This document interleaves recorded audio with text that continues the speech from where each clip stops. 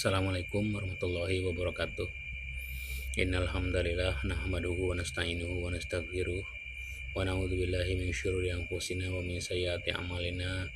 May yahdihillahu fala mudhillalah wa may yudlil fala hadiyalah. Asyhadu an la ilaha illallah wahdahu la syarikalah wa asyhadu anna Muhammadan abduhu wa rasuluh, amma ba'du. Qala Allah ta'ala fil Qur'anil Karim, a'udzubillahi minasyaitonir rajim. Bismillahirrahmanirrahim. Ya ayyuhalladzina amanu taqullaha haqqa tuqatih wa la tamutunna illa wa antum muslimun. Ya ayyuhan nas ittaqu rabbakumul ladzi khalaqakum min nafsin wahidah wa khalaqa minha zawjaha wa batsa minhuma rijalan katsiran wa nisaa'a wattaqullaha alladzi tasaaluna bihi wal arham innallaha kana 'alaikum raqiba.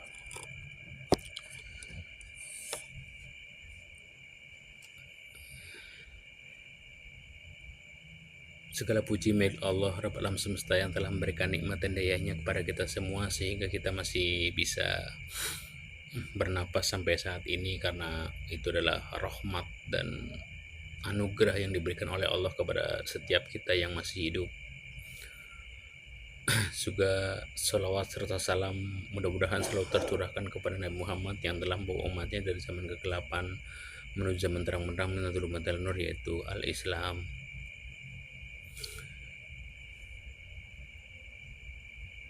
Umat Islam dimanapun berada yang mudah-mudahan dirahmati oleh Allah, di dalam Al-Quran surat 29 ayat 45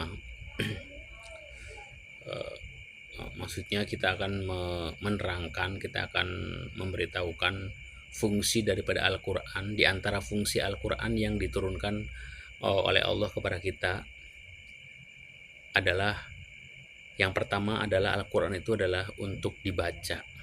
Jadi perintah Allah yang pertama, Al-Quran itu adalah untuk dibaca. Sebagaimana dalam Al-Quran surat Al-Ankabut surat yang ke-29 ayat 45. A'udzubillahi minasyaitonirrajim. Bismillahirrahmanirrahim. Utlu ma uhiya ilaika minal kitabi wa aqimis sholata innas sholata tanha 'anil fahsya'i wal munkar wa la dzikrullahi akbar wallahu ya'lamu ma tasnaun. Artinya, utlu, bacalah, talayatlu, baca ya, sebagaimana yang sudah kita pelajari. Tentunya kalau santri atau pesantren yang mempelajari nahwu shorof, insya Allah tahu tuh ya, utlu, talayatlu, telatnya membaca. Bacalah, utlu, fil amr daripada talayatlu, utlu. Bacalah oleh kamu. Ini khitabnya kepada Nabi Muhammad, karena Al-Quran ini diturunkan kepada Muhammad. Tentunya perintah pertama adalah kepada Nabi Muhammad, dan selanjutnya perintah itu diturunkan kepada umat manusia, kepada seluruh umat Islam, pewaris daripada Nabi Muhammad, termasuk kita semuanya. Utlu ma uhiya ilaika, bacalah oleh kamu wahai Nabi Muhammad, begitu ya, yaitu kitab Al-Quran yang telah diwahyukan kepadamu. Dan tegakkanlah sholat, sesungguhnya sholat itu mencegah dari perbuatan keji dan mungkar. Sungguh mengingat Allah itu lebih besar keutamanya daripada ibadah yang lain, dan Allah mengetahui apa yang kamu kerjakan. Jadi di surat Al-Ankabut surat yang ke-29 ini, ayat yang ke-45, Allah telah menyatakan bahwasanya kita diperintahkan oleh Allah untuk membaca Al-Quran. Ya kita baca setiap hari, ya. Baik baca di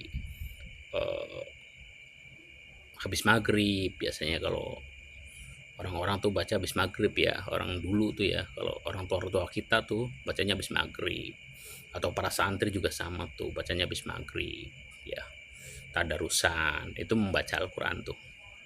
Dan juga di tempat-tempat yang pantas lah, masjid ya, di kamar sebelum tidur ya, itu membaca. Jadi fungsi daripada Al-Quran diturunkan oleh Allah adalah, yang pertama adalah untuk dibaca, sebagaimana perintah Allah surat 29 ayat 45 ini. Terus kemudian perintah Allah yang kedua terhadap Al-Quran kepada kita semuanya adalah Al-Quran itu diturunkan oleh Allah untuk ditadaburi atau dipelajari ayat-ayatnya, ya, ditadaburi. Jadi yang ditadaburi atau dipelajari itu adalah ayat-ayat Al-Quran, sebagaimana Allah katakan dalam surat apa, di surat Shad, surat yang ke-38 ayat 29. A'udzubillahi minasyaitonirrajim. Bismillahirrahmanirrahim. Kitabun anzalnahu ilaika mubarakul liyadabbaru ayatihi walitadzakkara ulul albab.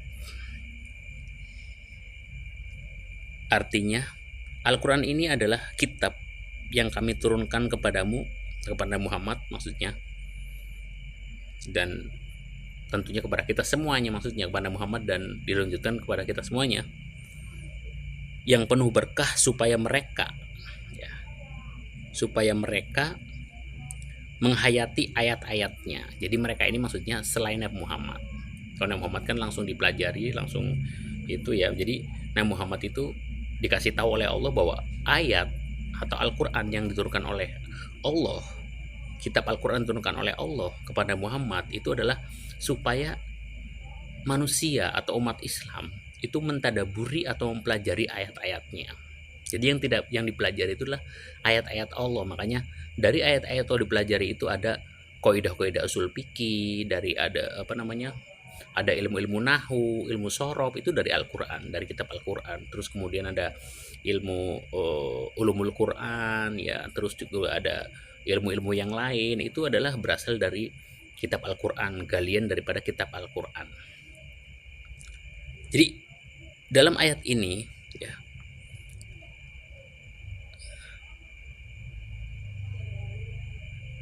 dan orang-orang yang berakal sehat mendapatkan pelajaran. Jadi hanya orang-orang yang akalnya sehat yang akan bisa mengambil pelajaran daripada ayat-ayat Allah. Ya, kalau ada orang yang nggak bisa tidak bisa mengambil pelajaran dari Al-Quran, tidak bisa mengambil dari pelajaran daripada ayat-ayat Allah, maka orang itu bisa dipastikan akalnya itu tidak sehat. Kalau orang yang akal sehat, udah pasti tuh akan bisa mengambil pelajaran daripada ayat-ayat Allah. Ya, karena tadi Al-Quran itu dipelajari dulu, baru bisa diambil pelajaran. Tapi kalau nggak dipelajari juga nggak bisa dapat pelajaran gitu loh ya. Jadi Al-Quran itu tugas kita, perintah Allah kepada kita semuanya, termasuk kepada Muhammad, juga kepada kita semuanya, ya.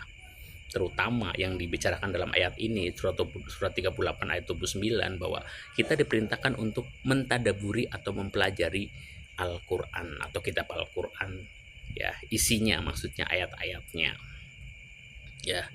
Dan kemudian orang-orang berakal lah, yang akal sehat, yang dapat bisa mengambil pelajaran. Jadi seperti itu. Jadi yang kedua adalah perintah Allah kepada kita terhadap Al-Quran adalah mempelajari ayat-ayatnya, mentadaburi ayat-ayatnya, ya. Terus kemudian perintah yang ketiga, ya, di dalam Al-Quran, setelah kita perintah membaca, Allah memerintahkan kepada kita untuk membaca, terus kemudian Allah memerintahkan kepada kita untuk mempelajari atau mentadaburi ayat-ayatnya, kemudian juga Allah memerintahkan kita untuk beramal soleh, untuk mengamalkan apa yang kita ketahui, sebagaimana Allah katakan di surat di surat At-Taubah, surat yang ke-9 ayat 105. A'udzubillahi minasyaitonirrajim. Bismillahirrahmanirrahim. Wa qul malu fasayarallahu amalakum wa rasuluhu wal mu'minun wa satraduna ila alimil ghaibi wasyahadah fayunabbiukum bima kuntum ta'malun. Dan katakanlah, i'malu itu apa? I'malu itu adalah fi'il amr daripada amila ya'milu. Amila ya'malu maksudnya, amila ya'malu, ya. Amila ya'malu. Asal katanya amila ya'malu, ya. Terus kemudian fi'il amrnya i'mal, i'mala, i'malu, i'mali, i'mala, i'malna, ya. Jadi i'malu itu adalah perintah. Bekerjalah kamu, kalau dilihatnya bekerja, maksudnya beramal. Beramal itu bekerja itu maksudnya melakukan sesuatu, melakukan perbuatan sebagaimana setelah kita mempelajari ayat-ayat Allah, kita melaksanakan apa yang sudah kita pelajari dalam kehidupan sehari-hari kita. Jadi yang ketiga, perintah Allah kepada kita terhadap Al-Quran adalah, atau fungsi diturunkannya Al-Quran adalah untuk diamalkan. Setelah dibaca, dipelajari dan atau ditadaburi ayat-ayatnya, dan yang ketiga adalah diamalkan dalam kehidupan sehari-hari. Maka jilbab itu dari ayat, ya, ada ayatnya, tutup aurat, tidak boleh pacaran, itu juga ada tuh, ya, wala taqrabuz zina, ya.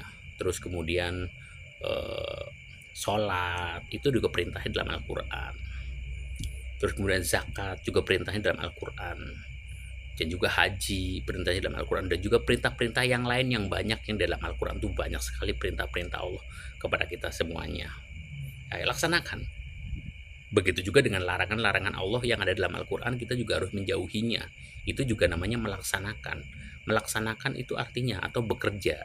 Dalam surat atau ayat 105 ini adalah maksudnya adalah bekerja atau beramal, itu maksudnya melaksanakan perintah Allah dan menjauhi larangannya. Perintah Allah dan larangan Allah itu adanya dalam Al-Quran. Maka kita harus mempelajari itu Al-Quran supaya kita bisa melaksanakan dalam kehidupan sehari-hari kita. Itu yang ketiga. Terus kemudian yang keempat adalah setelah kita mengamalkan, setelah kita pertama tadi membaca, yang kedua kemudian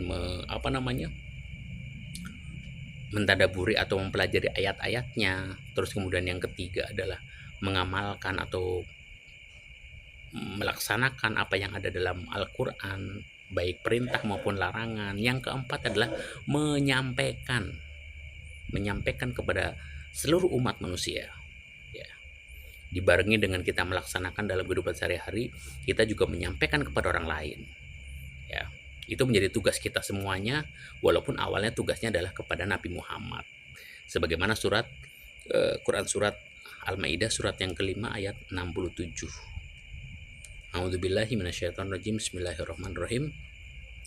Ya ayyuhar rasul balligh ma unzila ilaika mir rabbika wa illam taf'al fama ballagta risalatah wallahu ya'simuka minan nas innallaha la yahdil qaumal kafirin. Artinya, wahai Rasul, ini perintahnya, undangannya kepada yang dipanggil atau yang diseru adalah Rasul. Tapi sekarang karena Rasulnya nggak ada, kita sebagai pewarisnya tentunya panggilan ini adalah sampai kepada kita semuanya. Ya ayyuhar rasul, wahai Rasul, balligh, sampaikanlah ma unzila ilaika, apa yang telah diturunkan kepadamu dari Rabbmu. Jadi Rasul itu disuruh menyampaikan, ya, apa-apa yang telah diturunkan oleh Allah atau apa-apa yang telah diwahyukan oleh Allah kepada Nabi Muhammad atau kepada Rasulullah, disampaikan kepada seluruh umat manusia, kepada para sahabat dan kepada semuanya. Jadi Nabi Muhammad itu diperintahkan oleh Allah untuk apa? Untuk menyampaikan ayat-ayat Allah. Ya, jadi yang perlu disampaikan atau tugas Nabi, di antara tugas Nabi Muhammad itu adalah menyampaikan ayat-ayat Allah. Jadi selalu sampaikan ayat-ayat Allah. Ketika belum turun ayat, dia nggak berani bilang tuh, ya. Jadi yang diperintahkan oleh Allah itu adalah menyampaikan ayat-ayat Allah. Ya, tidak ada tuh balik hadisan tuh, nggak ada. Menyampaikan hadis tuh nggak ada. Yang ada menyampaikan ayat-ayat Allah. Jadi yang diperintahkan oleh Allah kepada Nabi Muhammad itu adalah menyampaikan ayat-ayat Allah. Karena Muhammad sudah tidak ada, kita sebagai umat Islam, sebagai pewarisnya, maka kitalah yang juga harus menyampaikan kepada orang lain. Ketika Nabi Muhammad masih ada, Nabi Muhammad menyampaikan kepada para sahabat. Ketika Nabi Muhammad sudah meninggal, maka para sahabat juga pasti yang mengikuti Nabi, dia pasti akan menyampaikan ayat-ayat Allah, disampaikan tuh para yang lain ya. Makanya kalau sekarang ada bahasa, kadang terdengar ada bahasa bahasanya kita menjaga sunnah. Kenapa harus sunnah yang dijaga gitu loh? Sedangkan Muhammad sendiri diperintahkan untuk menyampaikan Al-Quran, menyampaikan ayat-ayat Allah. Jadi yang disampaikan itu adalah ayat-ayat Allah, bukan sunnah. Kalau sunnah dalam arti sebagaimana yang orang-orang umum tahu itu adalah hadis maksudnya ya. Jadi Nabi Muhammad itu diperintahkan untuk menyampaikan ayat, untuk menyampaikan ayat-ayat Al-Quran, bukan sunnah atau bukan hadis ya. Yaitu sesuatu paham yang salah paham lah ya. Yang harus disampaikan itu adalah ayat-ayat Allah sebagaimana Allah memerintahkan kepada Muhammad. Nabi Muhammad diperintahkan untuk menyampaikan ayat, bukan menyampaikan sunnah, bukan gitu loh ya. Makanya ketika ada hadis-hadis yang menyatakan kok beda dengan ayat, berarti itu hadisnya bukan dari Nabi. Nabi nggak mungkin, karena Nabi itu mengerjakan apa yang diperintahkan oleh Allah dan menjauhi larangannya. Nabi juga menyampaikan ayat-ayatnya. Gak mungkin tuh Nabi menyampaikan sesuatu perkataan ya kepada umat manusia yang bertentangan dengan Al-Quran, tuh nggak mungkin. Contoh misalkan ya dalam Al-Quran surat 2 ayat 254, surat 2 ayat 254 bahwa syafaat itu nggak ada. Misalkan di akhirat tidak ada syafaat, Nabi pasti menyampaikan untuk kepada umat manusia bahwa yang namanya syafaat itu nggak ada di akhirat ya. Terus kemudian ternyata dalam hadis ada tuh yang menyatakan bahwasanya Nabi pernah menyampaikan kok bahwa syafaat itu ada. Nah, itu bukan dari Nabi itu. Kita bisa menyimpulkan, karena Nabi Muhammad nggak mungkin menyalahi ayat tuh, nggak mungkin. Orang ayatnya bilang jelas bahwa syafaat itu nggak ada ya kan. Syafaat itu nggak ada. Itu udah keputusan Allah di dalam Al-Quran. Allah sendiri yang bilang, surat Al-Baqarah ayat 254 ya. Jadi Nabi Muhammad pasti menyampaikan di akhirat tidak ada syafaat. Kok ada hadisnya yang menyatakan Nabi Muhammad menyatakan syafaat di akhirat itu ada? Itu bukan dari Nabi hadisnya ya, bukan dari Nabi. Hadisnya palsu ya, hadisnya palsu. Karena kita tahu, orang-orang yang tahu nih belajar hadis dan belajar Al-Quran, hadis dengan Al-Quran itu beda. Al-Quran itu qot'i sifatnya, pasti benar, nggak boleh dibantah, nggak ada yang salah. Sedangkan hadis itu perlu dikoreksi ya, melalui 3 jalur, yang melalui 3 tahapan. Yang pertama rawinya, yang kedua sanadnya, dan yang ketiga adalah matannya atau isinya. Rawinya, orang-orangnya thiqoh, bisa dipercaya.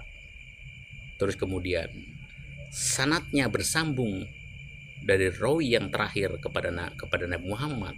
Dan yang ketiga adalah matannya, yang isinya tidak bertentangan dengan Al-Quran. Kalau isinya bertentangan dengan Al-Quran, maka di situ gugur. Kalau ada salah satu 3 ini yang tidak memenuhi syarat dari tiga ini, maka gugur tuh ya. Artinya hadis itu nggak bisa dipakai. Contoh kayak tadi, dalam Al-Quran Allah menyatakan syafaat itu nggak ada. Ternyata ada tuh hadisnya yang menyatakan bahwasanya syafaat itu ada di akhirat. Nah itu hadisnya bukan dari Nabi itu ya, seperti itu ya. Karena kita udah punya patokan Al-Quran ya. Allah juga memerintahkan kepada kita tuh ya. Kenapa Allah tidak memerintahkan kepada kita untuk bacalah hadis? Nggak ada. Allah nggak pernah memerintahkan kepada kita baca hadis, nggak ada. Ada Allah memerintahkan baca Al-Quran, mempelajari Al-Quran. Nggak ada Allah memerintahkan mempelajarilah hadis, nggak ada. Yang ada bacalah Al-Quran, bacalah Al-Quran, pelajari Al-Quran, dan yang ketiga amalkan Al-Quran, isinya maksudnya, dan kemudian sampaikan. Itu ya. Itu 4 poin yang perlu kita ingat, bahwasanya kita sebagai umat Islam yang mempunyai kitab suci Al-Quran, itu kita mempunyai 4 tugas itu, tugas 4 itu ya. 4 tugas itu yang perlu kita lakukan dalam kehidupan sehari-hari kita di dunia ya. Kita sedikit-sedikit lama-lama menjadi bukit gitu ya, demi keselamatan kita di akhirat ya. Surat Al-Maidah surat yang kelima ayat 67 ini ya, kata Allah, wallahu ya'simuka, dan Allah akan menjagamu minanas, dari gangguan manusia. Maksudnya adalah Allah akan menjaga, di dalam ayat ini Allah akan menjaga Nabi Muhammad karena Nabi Muhammad apa? Menyampaikan ayat-ayat Allah, gitu ya. Sebaliknya, ketika Nabi Muhammad tidak, ini ada ancaman loh ya. Ada ancaman di ayat ini bahwa ketika Nabi Muhammad tidak menyampaikan ayat-ayat Allah, ya, maka Nabi Muhammad juga tidak akan dijaga oleh Allah. Jadi dijaga oleh Allah Nabi Muhammad dari gangguan manusia itu karena dia menyampaikan ayat-ayat Allah, menyampaikan ayat-ayat Al-Quran. Sama dengan kita juga sama. Kalau kita pengen dijaga oleh Allah, sampaikan ayat-ayat Allah, sampaikan ayat Allah, maka kita akan dijaga tuh oleh Allah tuh. Ya. Kita akan dijaga oleh Allah kalau kita menyampaikan ayat-ayat Allah. Tapi kalau kita tidak menyampaikan ayat-ayat Allah, yang kita sampaikan, sering kita dengarkan, yang kita sampaikan kata ulama ini, kata ulama itu nggak dijaga oleh Allah tuh, nggak dijaga, ya, nggak dijaga. Karena perintah Allah kepada Nabi Muhammad yang turun dan juga turun kepada kita semuanya adalah kita disuruh menyampaikan ayat-ayat Allah sebagaimana surat Al-Maidah ayat 67 ini. Kita disuruh kita diperintahkan oleh Allah untuk menyampaikan ayat-ayat Allah. Baru akan dijaga tuh oleh Allah dari gangguan manusia. Ya. Sesungguhnya Allah tidak memberikan petunjuk kepada kaum yang kafir. Jadi seperti itulah mungkin yang bisa disampaikan untuk kesempatan kali ini. Mudah-mudahan bermanfaat bagi kita semuanya, khususnya bagi diri saya sendiri. Apabila ada kata-kata yang salah itu datang dari saya pribadi, dan apabila ada benarnya itu datang dari Allah Rabbul Alamin. Alhamdulillahirabbil alamin. Assalamualaikum warahmatullahi wabarakatuh.